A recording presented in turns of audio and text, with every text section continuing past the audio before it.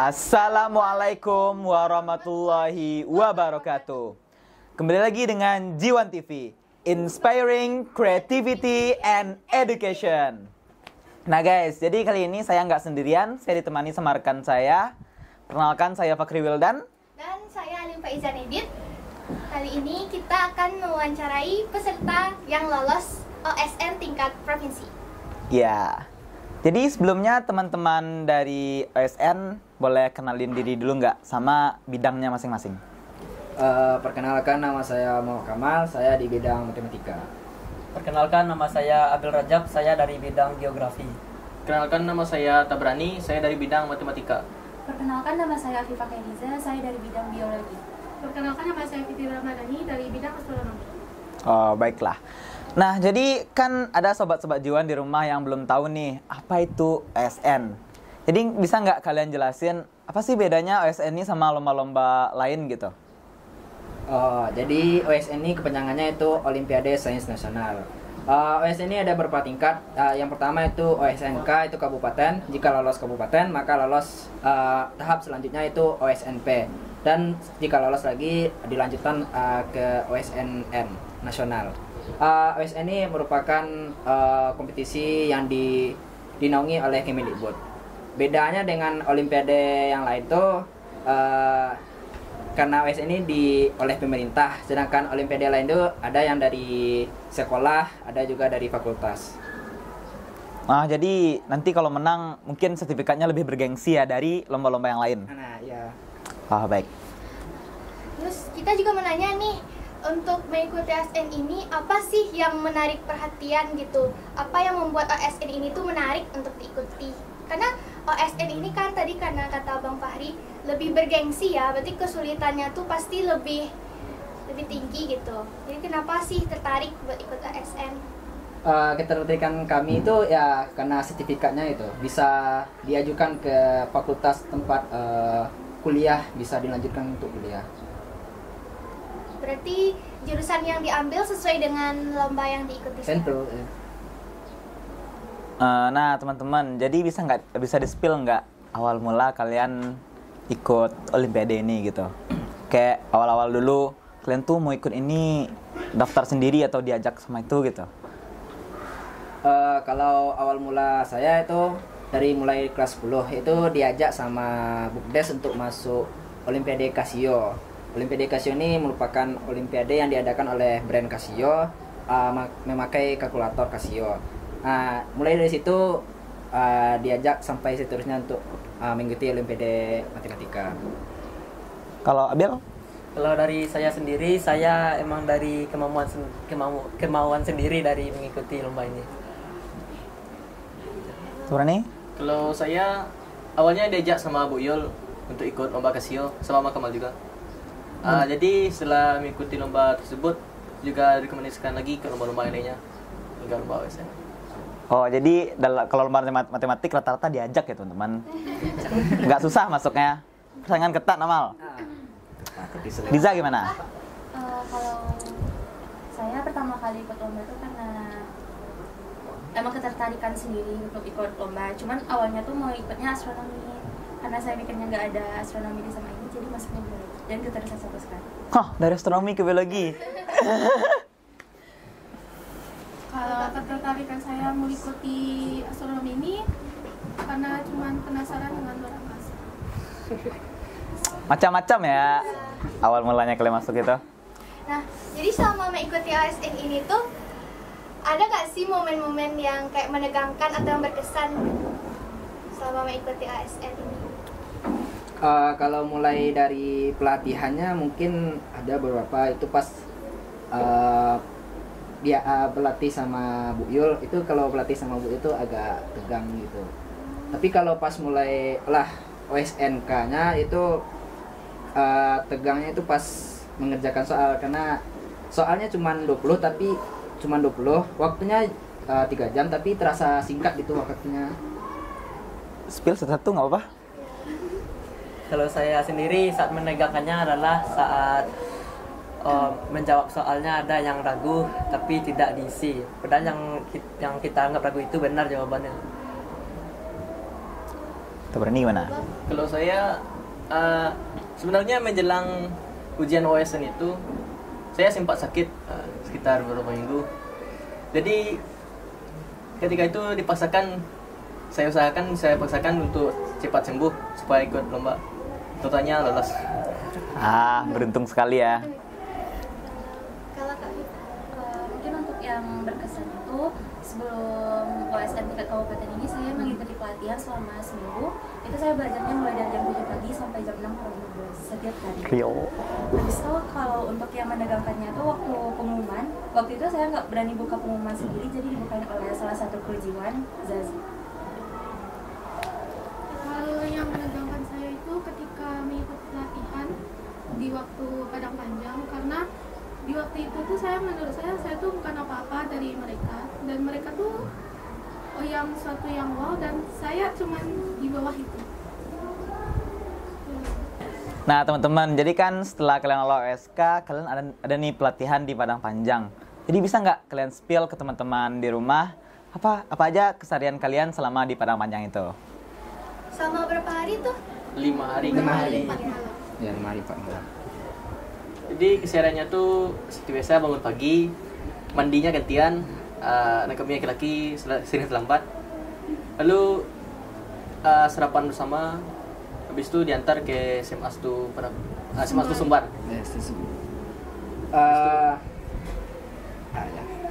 Di SMA 1 Sumbar itu kita belajar dari jam 8 sampai jam 4 sore. Dilanjut salat zuhur. Jam 8 sampai 4 sore? Iya. Dan dilanjut salat asar di sana. Jadi kita pulang tuh jam 4.30. Dan sampai penginapan. Jadi emang lebih banyak waktu untuk belajar gitu ya? Iya.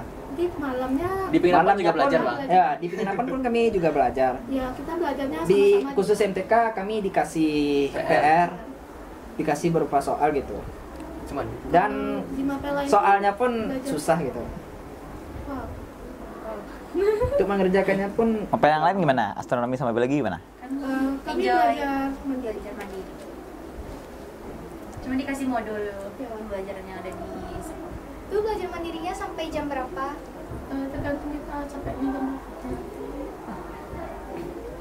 Ada nggak kejadian-kejadian yang apa sih namanya kejadian? lucu. Ya, momen lucu-lucu pas kalian pelatihan itu. Bisa di-spill nggak apa-apa? Ada waktu itu pas mau pergi ke sekolah kan, jadi kita pergi sama mobil kan. Jadi kita udah pergi bareng-bareng nih. Jadi pas waktu Fitri mau nutup pintu, kayak kok ngeganjel gitu kan. Kenapa pas mau nutup pintu, kamu tiba-tiba teriak dari depan. Jadi kayak tangan kamu kejepit kata-kata. Kayak kita panik gitu. Lu ngapain, Mal? Kayak tiba-tiba gitu. Soalnya Fitri nggak tahu kalau tangan dia tiba-tiba kayak ada di pintu udah ketutup, tangan masih di luar itu, jari.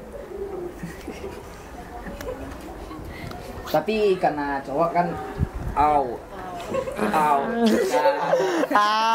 Pokinjir. Lanjut. Apa lagi? lucu lainnya pas pergi ke Kalau bisa di air. Gimana tuh? Habis nyuci piring, ya kamu tuh nemenin kami buat nyuci piring di rumah nenek yang nyediain makanan buat kami. Iya. Ya. Yang cowok-cowok yang lainnya tuh pergi salat isya, jadi gak diajak kamarnya. Mereka nggak Ya, kasih ditinggalin. Terus. tahu, mereka nggak kasih tahu kalau mereka mau sholat. Jadi kita bilang ikut aja lah gitu, karena kita berdua cewek, jadi kita Kamal nih ikut sama kalian. ya Kan kami cuma berdua Iya, cewek, jagain. itu dia sekali Bukan jagain. jagain gitu. Oh, jadi Penjaga. bodyguard. bodyguard. Ya, jadi antara penginapan sama Mister Dewa itu 500 meter, lumayan jauh. Setengah kilo. Lebih. Jadi kita minta temenin ke dia. Tapi waktu itu kita bilang gantilah baju gitu atau pakai celana gitu kan, celana santai, nggak pakai sarung. Tapi dia dengan pede kayak, udah pakai gini aja. Pakai sarung ke DIY. Soalnya kunci dibawa sama teman-teman. Jadi nggak bisa ganti celana. Ya. Ada lagi nggak? Pas di depan Mister Dewa dia nggak mau masuk karena Hah? katanya Karena malu. Terus di luar doang gitu kayak diri gini. Nah, akhirnya masuk. Masuk. Nggak masuk. Kita paksa. Jadi Dengan PD-nya pakai band sarungan. Lah. Duh. Dan keseharian kami Biar lanjut lah. Pas hari pertama itu kami nonton bareng sama bapak yang jagain Wisma sampai kami tidur sampai jam 1. Jam 1. Sama bapak penginapannya nonton bola. Tuh asik juga ya. Yang cewek ikut juga. Sangat mengganggu. Kami mau tidur tapi suaranya keras sekali. Wih, ganggu loh. Lebih heboh bapaknya. Iya. Gak apa-apa. Diajak sama bapak penginapan. Iya. Apa lah ya? Yang susah gitu, yang susah atau sedih gitu. Yang Yang susah itu. yang M-nya. susah ya PR. Ya. Yang susah PR ya. Matematik. Iya. Yang tidak senang itu pas pelatihan aja gitu. Proses terapi ya. Proses awal dan Lagi yang ngajar matematika itu gurunya agak tegang gitu, agak susah ya, agak santai, Kurang santai. kurang santai, langsung digas aja ke materi gitu terus. Nah guys, jadi kalian tuh kalau gabut di rumah kalian ngapain aja sih? Kalau dari saya itu kalau sudah pulang sekolah biasanya itu tidur dulu, ikut nanti maghrib bangun. Nah setiap maghrib tuh kalau misalnya udah dekat-dekat olimpiade kayak matematika baru belajar dikit-dikit. Kalau biasanya kalau gabut malam tuh biasa main game. Oh jadi kalian main game juga ya kayak kami pada umumnya ini? Iyalah, Kita butuh nggak hiburan. mungkin ya kami butuh hiburan. Mereka main game bisa OSP guys. Kalian bisa apa?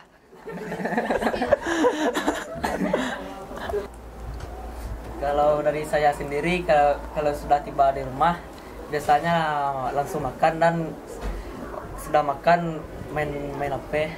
Kalau sudah maghribnya belajar. Kalau ini gimana? Kalau saya sepulang sekolah itu langsung membantu orang tua misalkan pekerjaan rumah. Wow. Terus Terus? ngurus ternak. Habis itu malamnya sempatnya belajar dikit-dikit. Dikit belajar, banyak main. Nggak apa-apa. refreshing. Refreshing. Ya. Bisa nggak, Mak? Gimana? Sama kayak mereka pas udah nyampe rumah tuh langsung rebahan sambil main HP. Habis maghrib belajar dikit. Habis itu lanjut baca novel sampai malam. sebenarnya semuanya sama, kayak pulang sekolah tuh rebahan dulu sambil main HP sampai maghrib. Nanti maghrib mungkin setelah maghrib ngaji bentar, terus belajar mengerjakan tugas hari esok. Oh jadi nggak belajar mulu ya guys ya. Jadi ada istirahatnya juga. diselingi sama refreshing gitu. Gak perlu banyak penting rutin lah. Iya. Konsisten ya. Konsisten. Apa tantangan emosional yang pernah dihadapi waktu kecil gitu? Mungkin tantangan pas kecil, kalau pas SD mungkin nggak ada kayaknya. Kalau pas SMP mungkin ada.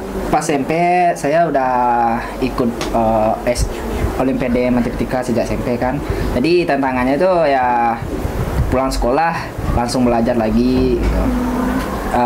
Pas corona orang sekolahnya di rumah, saya sekolahnya pergi ke sekolah gitu untuk siap belajar umum, langsung belajar matematika sampai siap zuhur gitu. Jadi tantangannya itu ya capek gitu, jadi tertekan gitu pas SMP. Tapi kalau pas SMA nggak tertekan lagi untuk Olimpiade Matematika. Abel gimana? Kalau dari saya sendiri, tantangannya adalah tidak ikut lomba-lomba seperti ini sejak SMP dulu. Dan baru mulai mengikuti lomba, baru masuk SMA, kelas 10 baru start ikut lomba-lomba. Sudah. Jutro nih. Terus saya tantangan emosionalnya ya dari SD saya sudah diikutkan untuk Olimpiade Matematika. Cuman disuruh belajar tapi belajar mandiri, nggak dilatih sama sekolahnya. Jadi sulit juga belajarnya. Di SMP juga begitu, belajar mandiri juga. Di SMA ini baru ada pelatihannya. Liza gimana? Mungkin untuk tantangan emosional dari awalnya tuh pas SD aku udah mulai ikut bahasa nikah, cuman pelatihannya sendiri jadi agak capek. Selain itu aku juga disuruh buat ikut di seni dan juga olahraga, jadi langsung semuanya.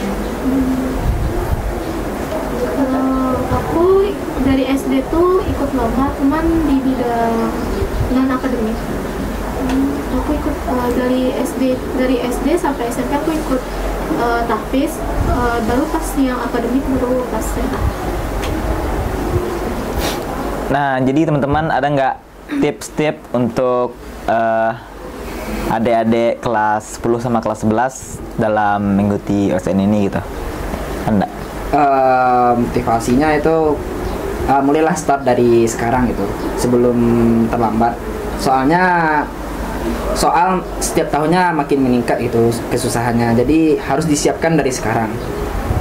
Dan mungkin saran saya untuk sekolah, mungkin untuk anak-anak OSN itu lebih direnggangkan, lebih dimudahkan untuk pelajaran di kelasnya gitu.